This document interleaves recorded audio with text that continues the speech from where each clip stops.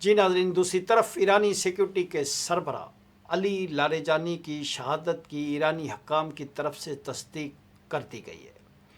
इस हवाले से ईरानी वज़ीर ख़ारजा अब्बास अराग़ची ने कहा है कि सिक्योरिटी चीफ अली लारेजानी समेत आला ईरानी ओहदेदारों के कत्ल से ईरानी हुकूमत को धचका नहीं लगा। अरब मीडिया को इंटरव्यू देते हुए ईरानी वज़ीर ख़ारजा अब्बास अराग़ची ने ज़ोर देकर कहा कि आला हकाम का कत्ल ईरान की हुकूमत के लिए किसी धचके का बायस नहीं बनेगा।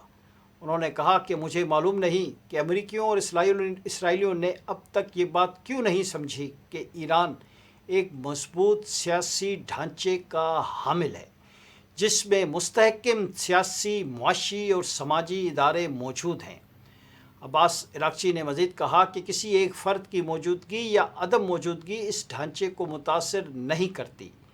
ईरानी वज़ीर ख़ारजा का यह भी कहना था कि यकीनन अफराद बाअसर होते हैं और हर शख्स अपना किरदार अदा करता है, लेकिन असल बात यह है कि ईरान का सियासी निज़ाम एक नहायत मजबूत ढांचा है।